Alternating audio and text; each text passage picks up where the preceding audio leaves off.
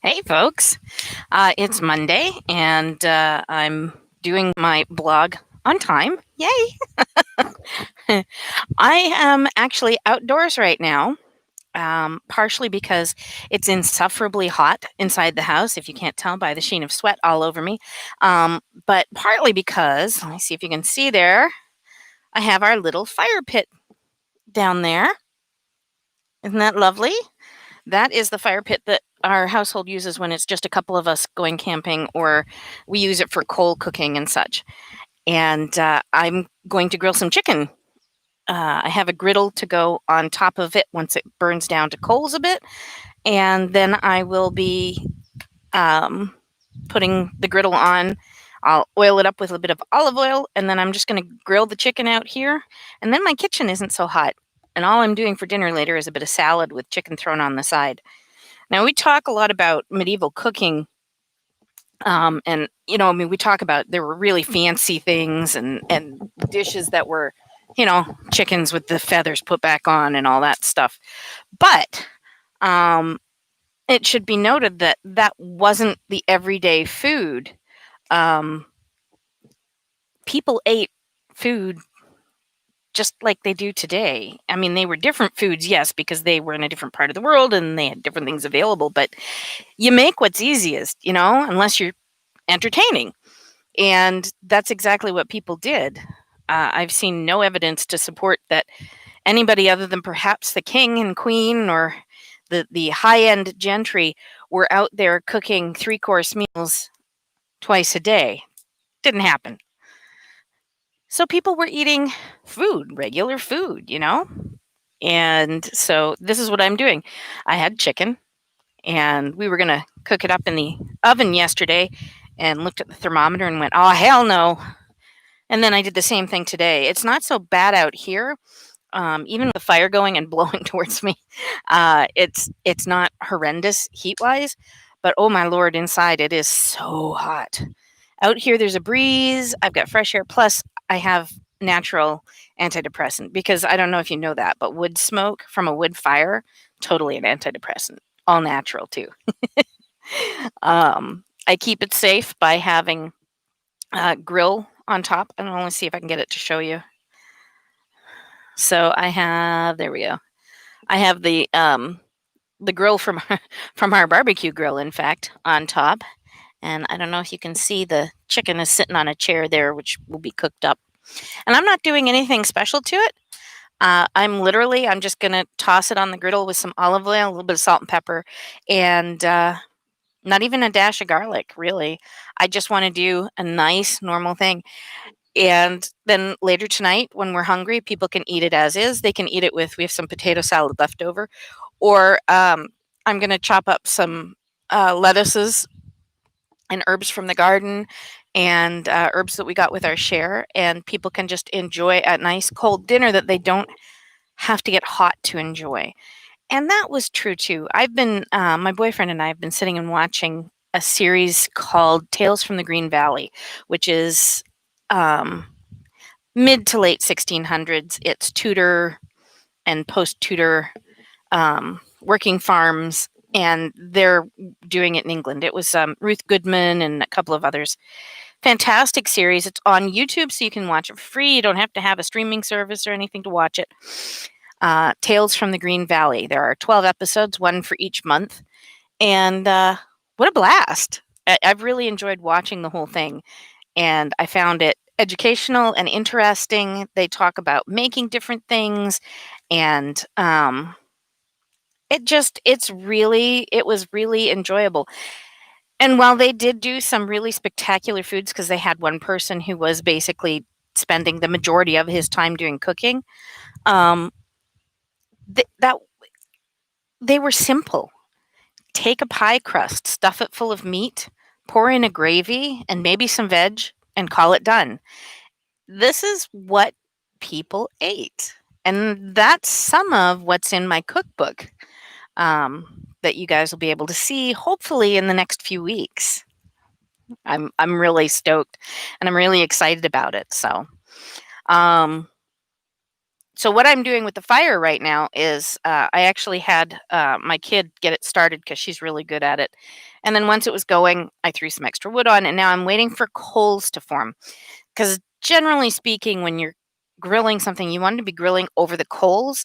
If you grill over fire, it cooks the outside fast and leaves the inside raw, which is great for things like steaks or maybe a duck breast, things, certain types of fish, things that are okay if they're a little undercooked.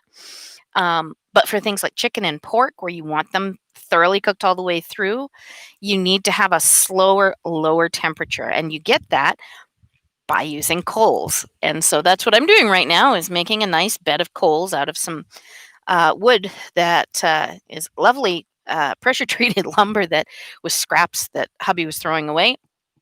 They burn very nicely. They crackle a little bit, which is kind of cool. And right now it's sitting here. I keep looking over because, again, safety is a huge factor.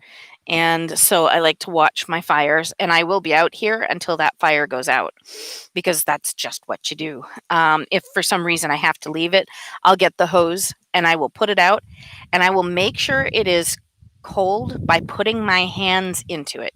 So here's the deal. If you have to walk away from a fire for more than 30 seconds, you either get somebody else to stand there and watch it for you, or you put it out. And when you put it out, that means putting it out to the point where you can put your hand into the mess that much. Because all it takes is one spark in the wrong place. I got pine trees all around me, and the pine needles have a tendency to burn and they'll smolder down underneath. So, for instance, when you're at a campsite, they make sure to put their fire circles far away from any pine roots because pine roots will actually ignite under the ground and travel quietly and silently and unknowing all along underground and then spring up into a blaze half a mile away. It can be really bad. So you have to be really careful when you have a fire. Mine is up off the ground specifically because I don't want to worry about ground fires. I'm keeping a close eye on it, making sure that it burns correctly. And again, I want it to go to coals. I'm not interested in having a huge blazing fire. I got it started, and now I'm just waiting for it to reach the point where I can cook with it. In other news, um, I am waiting on the invoice for the cover art for Alexandra's book number 2, Blood Water. And with any luck, I'll be able to order the galley copy this week. And once I've done it once over with that and made sure there's no glaring errors, it will be released into the wild. So before the end of this month, you can order the book. And I may actually, once I know things are moving along the way I want them to, I may actually um, set it up so that you can pre-order if that's what you'd like to do. I'm really happy about this, and seriously, my artist should be praised beyond all humans because she had to wait a long time with the COVID and all that.